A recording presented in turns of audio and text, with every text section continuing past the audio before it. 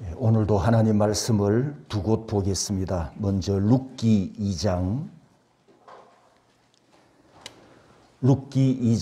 4절 한 절입니다. 제가 봉독하겠습니다.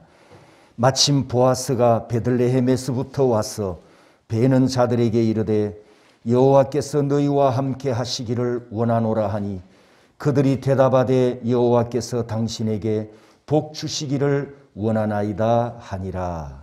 아멘. 창세기 48장입니다.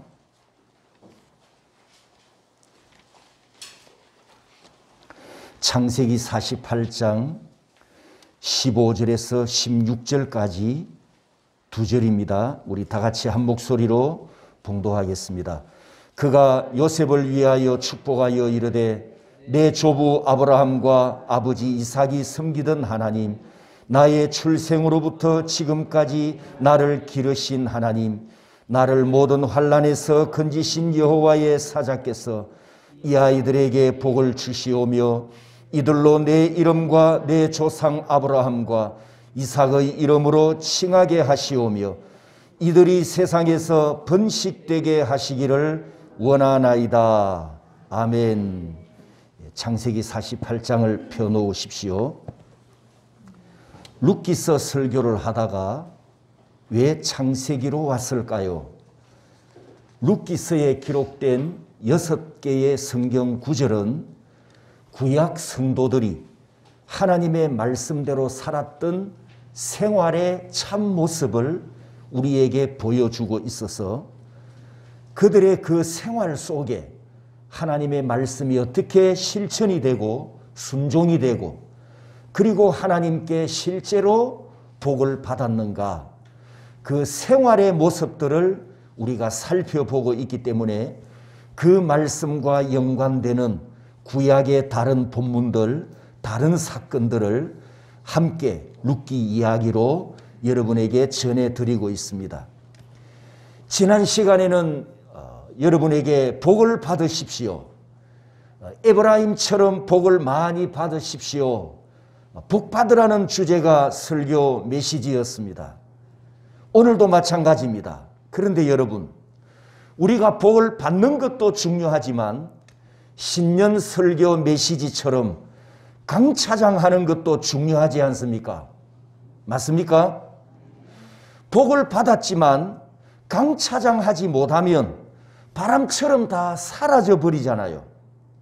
솔로몬이 이것을 깨닫고 전도서에서 이렇게 외쳤습니다. 헛되고 헛되도다. 바람을 잡으려는 것처럼 헛되도다. 그렇게 외쳤습니다.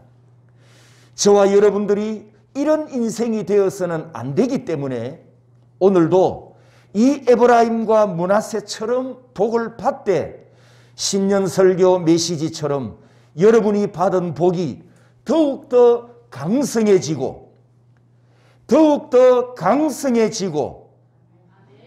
믿음이 좋으신 분은 아멘 안 해도 됩니다. 더욱더 받은 복이 강성해지고 더 많이 차지하고 장구하여 주님이 오실 때까지 하나님의 구원이 완성되는 존귀한 일에 가문이 쓰임을 받고 자손들이 쓰임을 받고 후손들이 쓰임 받기를 축복합니다. 자, 옆 사람과 최고의 축복의 인사를 나누십시오. 여호와께서 당신과 함께 하십니다. 여호와께서 당신에게 복 주시기를 원하십니다. 마지막으로 한 번 더 강차장도 하십시오. 아멘. 오늘 본문 읽은 이 48장의 3절 4절에 보면 우리가 지난 시간에 이 본문을 보았었는데 야곱의 간증이 있습니다. 야곱의 간증이 요셉에게 아들아, 전능하신 하나님께서 내게 복을 주셨단다. 야곱이 이 원리를 깨닫는데 여러분, 야곱이 좀 똑똑합니까? 조금 둔합니까? 어떤 사람으로 보입니까? 굉장히 똑똑한 사람입니다. 그런데 이 간증 내용, 전능하신 하나님께서 내게 복을 주셨단다. 그 똑똑한 야곱이 이 진리를 깨닫는데 한평생 걸렸다는 사실. 평생. 혈기왕성할 때는 자기 힘을 의지하고 자기 스펙 믿고 머리 굴리면서 열심히 살았지만, 여러분 야곱의 생애를 보면 늘 속이고 쫓기고 도망다니는 신세로 살지 않습니까? 고향을 떠나서 외가댁으로 갈 때 형님 칼을 피해서 도망갔죠. 그리고 외가에서 다시 귀향할 때에도, 여러분 이 야곱에게는 외가인 동시에 또 무슨 집입니까? 처가댁이잖아요. 외가인 동시에 처가댁인데 거기서 귀향할 때도 야반 도주하는 것처럼 보따리 싸고 도망을 치듯 떠났다고요. 고향으로 가야 되는데 아직도 형님이 칼을 갈고 있기 때문에 무서워서 헤브론으로 못 갑니다. 그래서 세겜에 머물면서 이 세겜에서 부동산을 매입을 했어요.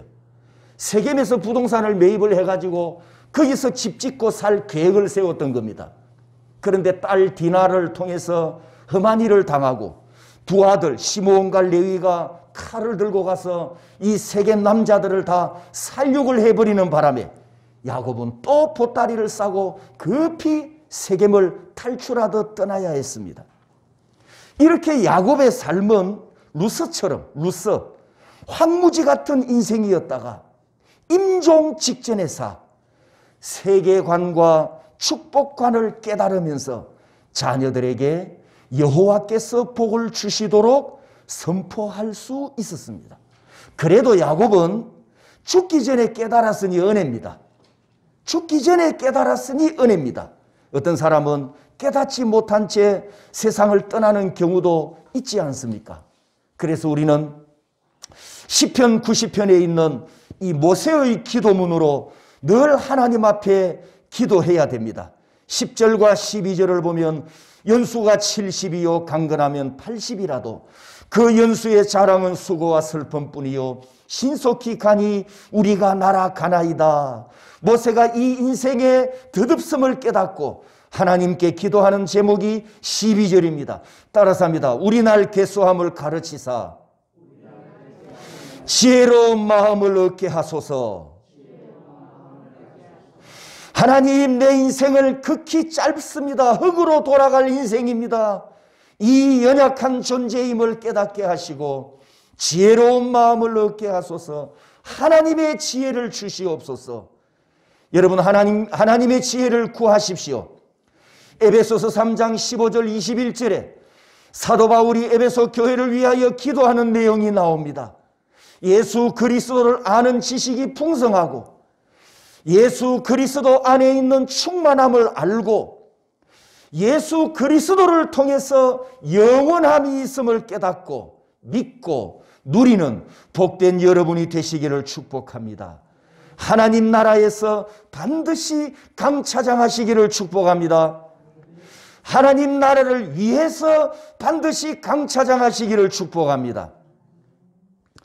에브라임과 므낫세가 받은 복을 지난 시간에도 잠시 말씀을 드렸지만 출생 순서가 깨어지고 자연의 법칙을 초월하는 하나님 나라의 법칙으로 복을 받습니다. 하나님의 은혜의 법을 따라 복을 받았습니다. 그래서 이 에브라임과 므낫세가 받은 복은 30배, 60배, 100배 자연의 법칙을 초월하는 신령한 하나님 나라의 법칙으로 은혜의 복을 받았습니다. 그들의 신부는 조카였단 말입니다. 그런데 삼촌과 어깨를 나란히 하면서 10명의 삼촌들의 이름에 같이 올라갑니다. 그래서 12지파 명단에 이름이 올라가고 삼촌들 족장처럼 자신들의 이름으로 약속의 땅을 분배받고 한 지파의 족장이 되고 지파의 이름을 올리는 이런 어마어마한 복을 받았단 말입니다. 그렇다면 이 에브라임과 므낫세는 삼촌들 앞에서 경상도 말로 평생 뭐하고 살아야 됩니까? 따라서 합니다. 수구리. 삼촌들 앞에서 평생 수구리하고 살아야 그게 맞잖아요. 값없이 받은 은혜, 값없이 받은 이 은혜, 그 책임감을 가지고 평생 감사하고 평생 섬기고 평생 이스라엘 공동체를 위해서 헌신하며 섬기고 살았어야 됩니다. 그런데 구약 역사를 보면 안타깝게도 강차장하지 못했다는 사실입니다. 복은 받았는데 강차장하지 못했습니다. 오늘 우리가 이 사실을 추적해 보면서 오늘 저와 여러분들이 반면교사로 삼으려고 합니다. 지난 시간에 12지파 명단을 보여드렸는데요. 이 12지파 명단 비교를 해보면 마지막에 기록되는 12지파 이름이 요한계시록 7장에 우리가 잘 아는 14만 4천 명을 헤아리는 그 장에 12지파 이름이 기록이 됩니다. 가나안 땅을 분배받은 12지파와 요한계시록에 있는 이 12지파를 비교해 보면 아주 중요한 사실을 발견하게 됩니다. 레위와 요셉 이름이 들어가고 에브라임 지파 이름이 빠집니다. 그리고 므낫세 지파는 또 이름이 유지되고 있어요. 요한계시록 12지파를 보면 그 대신에 누가 이름이 빠지냐? 단지파가 빠져버렸어요. 자, 계산이 됐나요? 요한계시록은 구원이 완성되는 책이지 않습니까? 구원이 완성되는 책이니까 처음 12지파 이름이 올라가는 게 맞습니다. 그런데 에브라임이 그러면 이제 빠져야 되는 거죠. 에브라임이 빠져야 돼요. 그런데 므낫세도 빠져야 됩니다. 그런데 므낫세는 빠지지 않습니다. 아니, 장자권을 누가 받았죠? 에브라임이 받았잖아요. 장자권을 받은 에브라임은 빠졌고 출생장자였던 므낫세 이름이 계시록에 올라갑니다. 그리고 단지파는 또 왜 빠졌을까? 이것을 우리가 지금 추적을 해보면서 하나님께 복은 받았으나 강차장하지 못한 이유, 그 이유를 가지고 오늘 저와 여러분들이 반면교사로 삼으려고 합니다. 에브라임이 받은 복은 차자인데 장자권을 받았습니다. 삼촌 반열에 올라가는 신분상승이 있었습니다. 약속의 땅을 자기 이름으로 분배받습니다. 그리고 또 하나 마지막으로 놀라운 복은 열왕기상 11장에 나오는데 하나님께서 이 다윗의 왕국을 둘러 찢으십니다. 다윗의 왕국을 둘러 찢어서 무려 10지파를 이 에브라임에게 맡겨줍니다. 에브라임아, 너 오늘부터 왕이다. 10나라를 10지파를 네가 다스려라. 그게 바로 북이스라엘 역사의 시작입니다. 이 북이스라엘 역사의 초대 왕이 에브라임 지파가 맡았다는 거예요. 이해되셨나요? 이게 어마어마한 복이지 않습니까? 사람의 질서와 자연의 순리를 초월하는 오직 하나님의 주권과 하나님 은혜에 의한 복을 받았습니다. 그러면 이 에브라임 지파는 어떻게 해야 됩니까? 다른 지파보다 더 겸손하고 다른 지파보다 더 헌신해야 되고 더 희생해야 되지 않습니까? 그런데 복을 받은 이 에브라임의 마음에 교만이 싹트기 시작한 것은 가나안 땅을 분배받고 나서 오래 가지 않아서 시작됩니다. 최초에 나타나는 사건이 사사기 8장이고 두 번째 사사기 12장에 나타납니다. 이 두 장을 보면 에브라임의 교만과 행패가 나타나는데 말하자면 지금 삼촌들이잖아요. 다른 족장은. 이 삼촌들에게 대드는 거예요. 에브라임이 조카가 대들면서 교만한 은행을 합니다. 분수에 넘치는 은행을 합니다. 원래 그들은 12 숫자에 들지 못할 위치에 있었는데도 이것을 망각하고 왜 우리를 인정해 주지 않느냐? 왜 우리를 무시하느냐? 왜 동등한 대우를 해주지 않느냐? 이렇게 삼촌들에게 대들면서 반항을 합니다. 며칠 전에 이런 뉴스가 있었습니다. 커피를 배달 갔던 배달기사에게 공부를 못해서 이런 일이나 한다고 깎아내렸던 유치원 교사 사건이 있었죠. 저는 그 뉴스를 처음에 들으면서 그 교사는 대단한 유치원에 대단한 교사에 대단한 사람인 줄 알았습니다. 그런데 이틀 지난 후에 이 교사의 신분이 밝혀졌는데요. 유치원 교사가 아니고 그 유치원 셔틀버스 뒷자리에 앉아서 문 열어주고 문 닫고 아이들 차에 탑승시키고 하차시키는 차량 보조원이었답니다. 요즘 대한민국에 심심하면 갑질 사건이 터지고 있습니다. 자기 자신은 존경을 받고 인정을 받기 원하면서 타인은 무시하고 약자는 깔아뭉개고 그러면서 만족감을 얻으려고 하는 이 심령이 공허한 인생, 마음이 공허한 인생을 많이 봅니다. 심령이 텅 비었으니까 그렇게 해서라도 만족을 채워보려는 이 욕구 때문에 나타나는 삐뚤어진 현상이지요. 에브라임 지파, 이 에브라임 지파가 사사시대에 요즘 말로 하면 지금 갑질을 하려고 합니다. 그것도 삼촌들에게 대들면서 교만한 은행을 하고 있습니다. 그 결과가 어떻게 되었을까요? 사사기 12장 6절에 보면 전쟁이 일어났는데 에브라임 사람의 죽은 자가 4만 2천 명이었더라. 여러분도 알다시피 이스라엘 12지파는 다 남이 아니잖아요. 누구죠? 어떤 관계죠?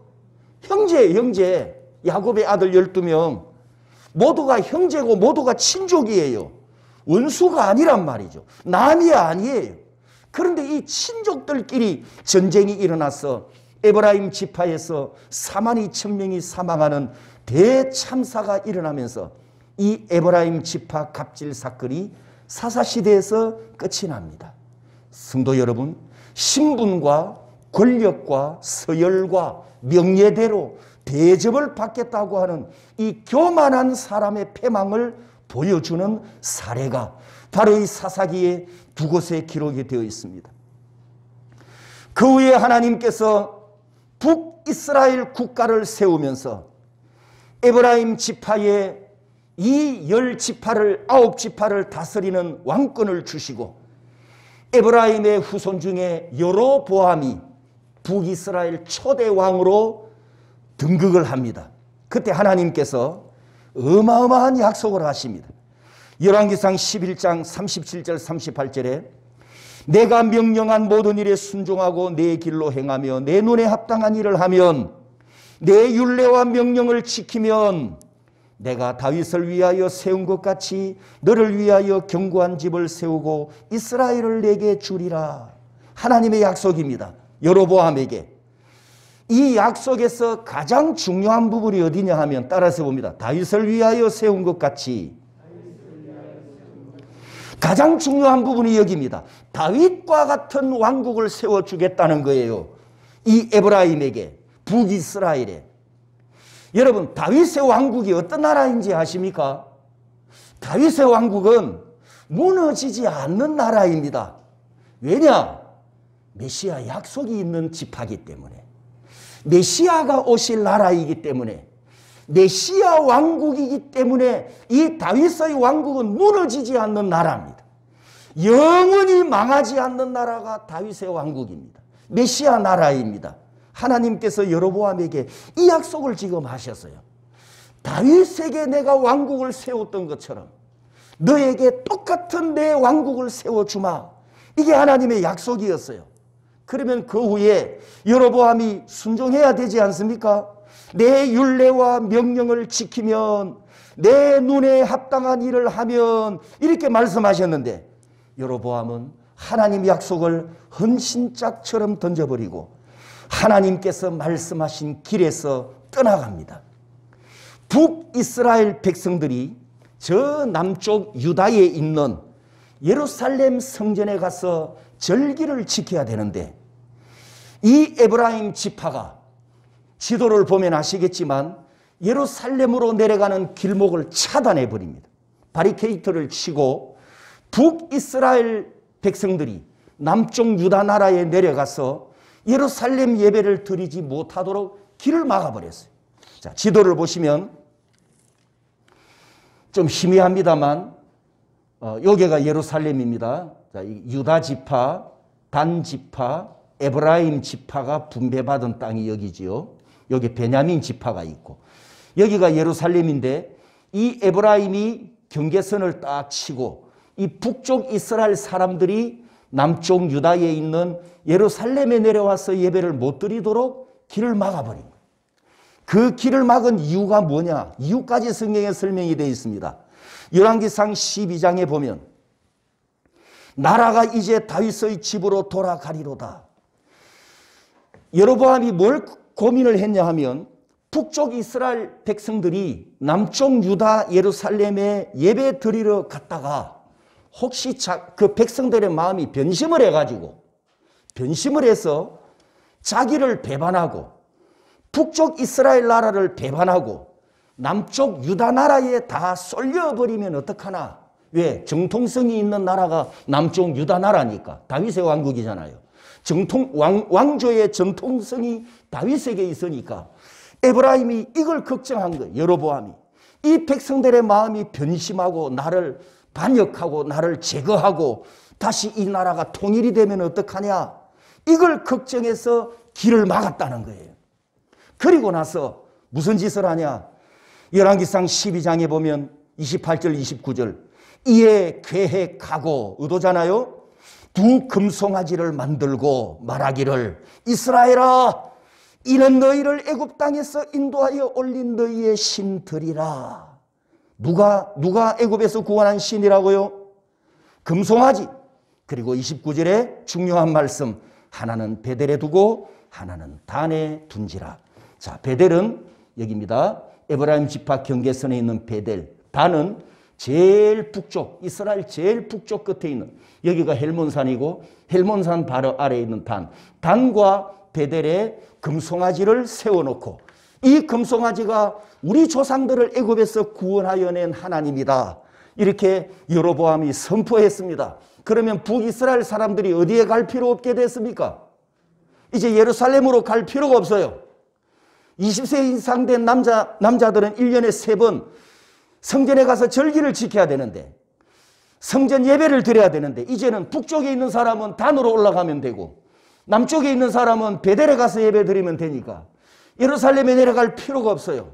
이 짓을 누가 했다고요? 여로보암이 했단 말이죠.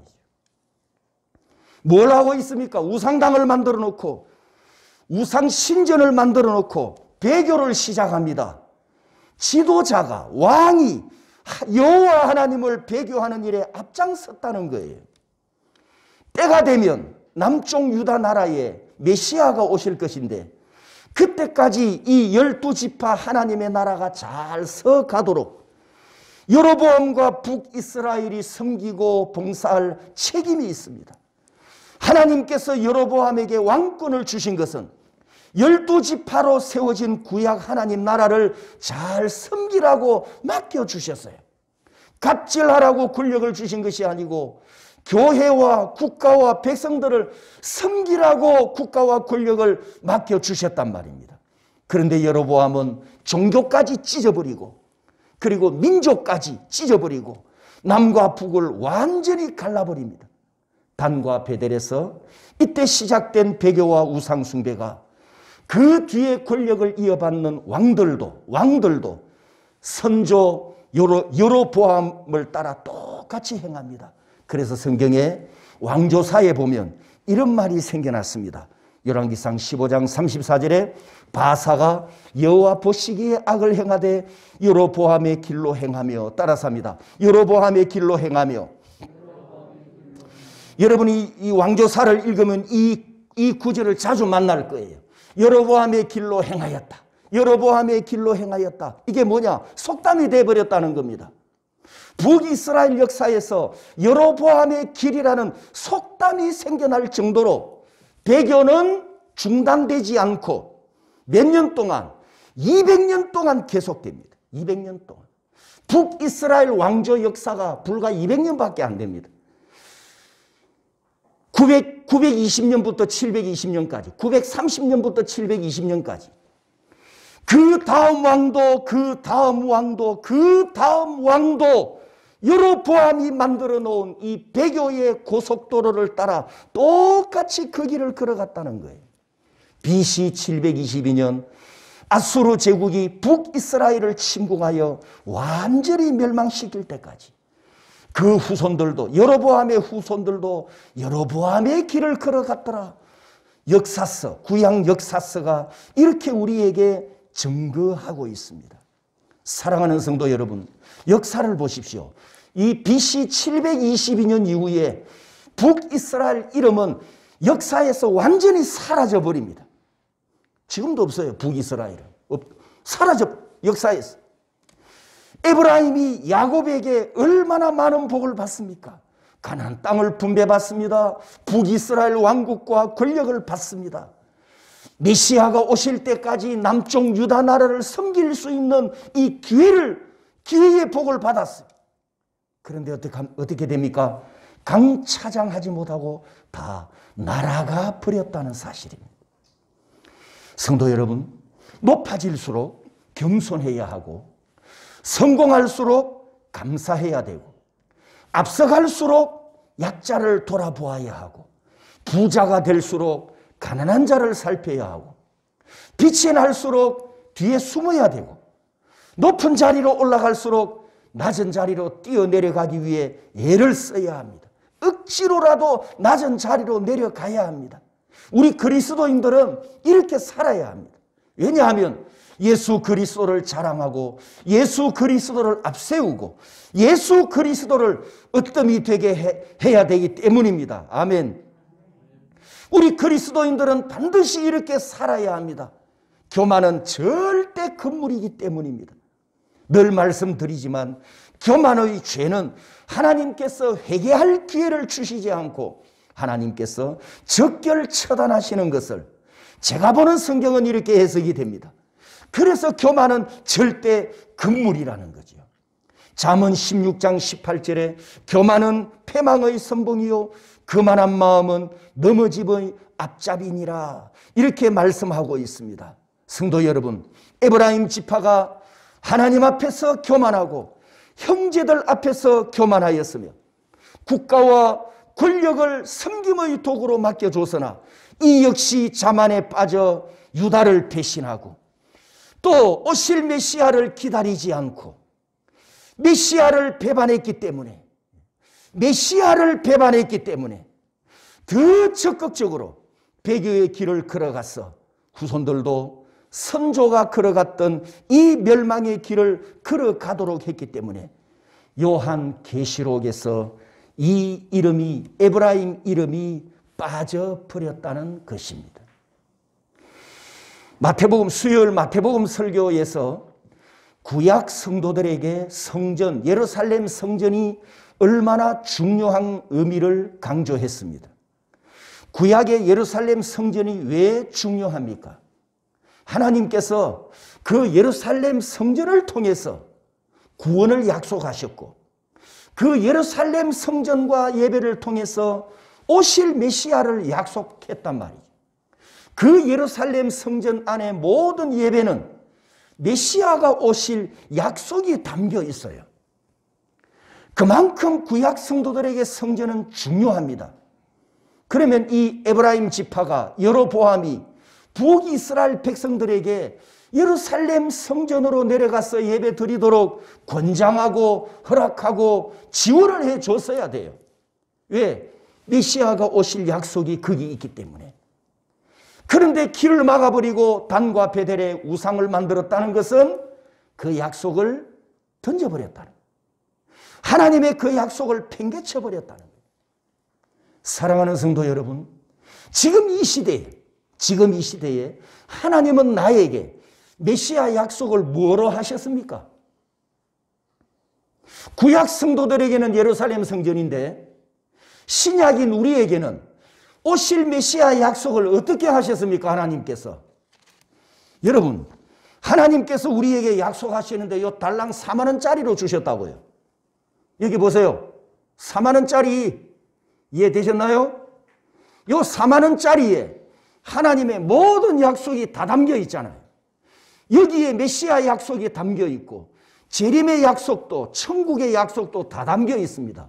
여러분 수지 맞았어요. 4만 원짜리 꼴랑 이거 하나 가지고 영원한 생명까지 다 받지 않습니까?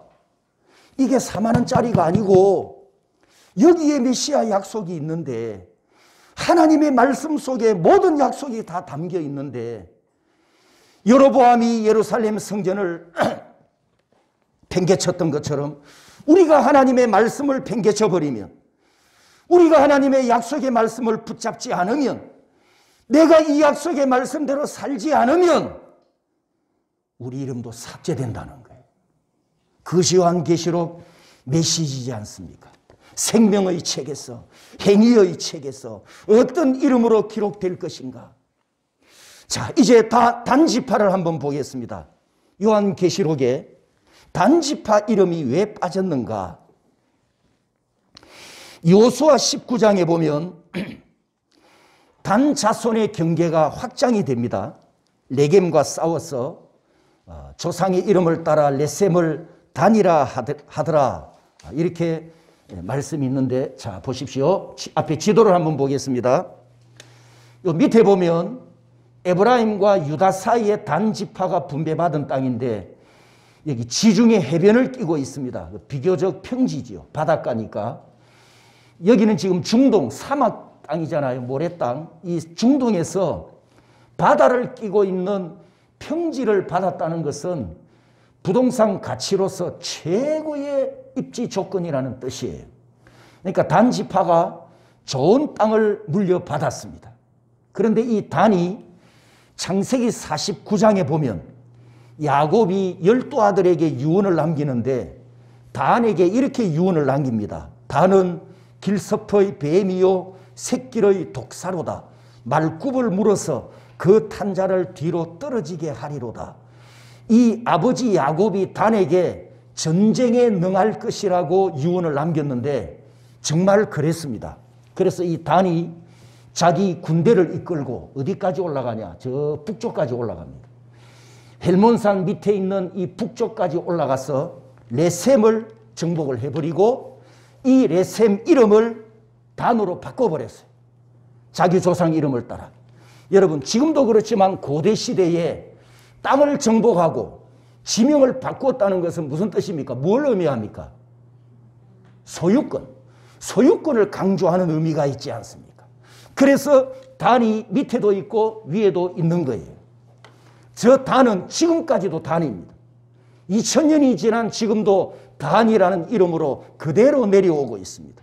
그러니까 이 단이 얼마나 전쟁에 능한 지파였는가 이걸 우리가 짐작을 할 수 있지 않습니까? 자, 그러면 단이 이렇게 하나님께 복을 받았는데 어떤 도구가 되느냐? 여로보암이 아까 여로보암 왕이 금송아지 우상을 어디 세웠다고요? 베델과 남쪽에는 베델, 북쪽에는 단. 그럼 이게 뭘 의미합니까? 단이라는 곳에 금송아지 우상을 세웠다. 이게 뭘 의미합니까? 예? 여로보암이 배교하는 일에 단 지파도 동참했다는 거예요. 자기들의 땅을 뭘 세우는데 우상 신전을 세우는데 뭘 내줬다고요? 자기들이 복받은 땅을 내줬다는 거잖아요. 지금 신전 지을 땅을 제공해서 악한 일에 동참해버렸다는 거예요. 악한 일에 동참. 시편 1편 1절이 무엇을 말씀합니까? 우리 다 같이 한번 읽어보겠습니다. 복 있는 사람은 악인들의 꾀를 따르지 아니하며 죄인들의 길에 서지 아니하며 오만한 자들의 자리에 앉지 아니하고. 여러분 단지파가 이 말씀을 알았더라면, 이 말씀을 깨닫고 순종했더라면 여로보암의 요청을 거부했을 거예요. 시편 1편은 행복한 사람이 행복하게 살다가 하나님 은혜가 너무 기쁘고 감사해서 하나님께 올려드린 찬양이지 않습니까? 시편이 전부 150편인데 이 150편의 저자를 보면은 거의 99%가 분열왕국 이전 시대에 만들어진 시편입니다. 다윗과 솔로몬 이전 말입니다. 그렇다면 이 이스라엘 공동체에서 시편 1편이 읽혀지고 예배 때 찬양으로 불려졌음을 우리가 추측해 볼 수 있습니다. 단 지파에 속한 하나님의 백성들도 시편 1편으로 하나님을 경배하며 찬양을 올려 드렸을 것입니다. 그러나 여로보암 길, 아까 여로보암의 길로 행하며 이 여로보암 길에 동참하여 자기 영토에 우상당을 세우게 했고 백성들이 우상당으로 모여들어 범죄하는 일에 도구가 된 것은 이 단 지파에게 불행 중에 큰 불행입니다. 지금은 지금은 텔단이라고 부르는데 이 텔단에 기절초풍할 판신전 흔적이 선명하게 남아 있습니다. 이 사진은 제가 4년 전에 가서 직접 찍은 사진입니다. 남아있는 유적지를 가지고 그때 당시 신전이 어떤 모양이었을까를 상상한 조감도입니다.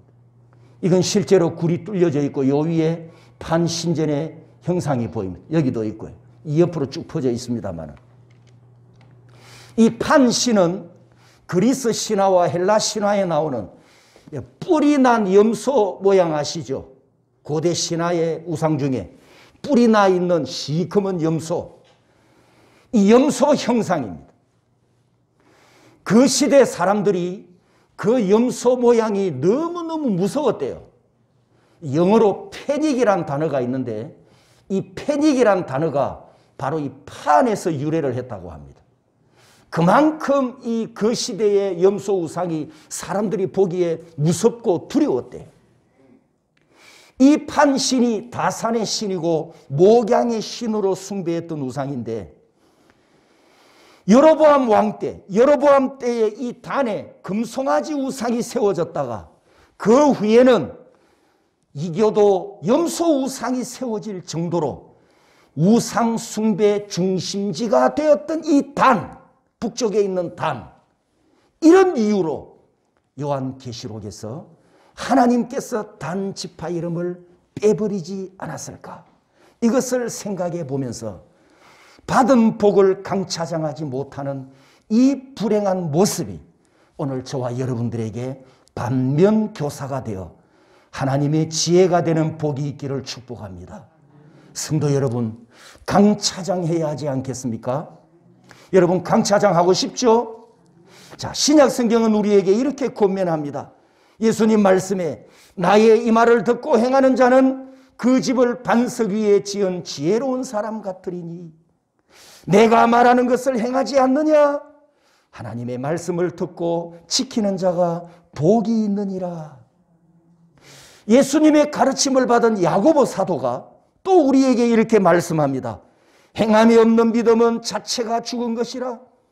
행함이 없는 믿음이 헛것이라. 행함이 없는 믿음은 죽은 것이라. 행함으로 내 믿음을 내게 보이리라. 이렇게 야고보 사도가 권면하고 있습니다. 성도 여러분, 결론을 내리겠습니다. 하나님께서 구원하신 자기 자녀들에게 명령하시는 성경 말씀을 보면 말씀과 행함의 관계, 명령과 순종의 관계, 믿음과 행함의 관계가 분명하게 쉽게 누구든지 알도록 구체적으로 기록해 놓으셨습니다. 그런데 말입니다. 그런데 하나님의 말씀에 이렇게 기록되어 있음을 우리가 모르는 거 아니잖아요. 이미 다 알고 있잖아요. 그러면 문제가 뭡니까? 아는데, 나 알고 있는데, 그런데 문제가 뭐죠? 예? 문제가 뭐라고요? 아까 예수님은 누가복음 6장 46절에 이렇게 말씀하셨죠. 내가 말하는 것을 행하지 않느냐? 야고보 4장 17절에 사람이 선을 행할 줄 알고도 행하지 아니하면 죄니라. 문제가 뭐라고요? 알고도 행하지 않는다는 거예요.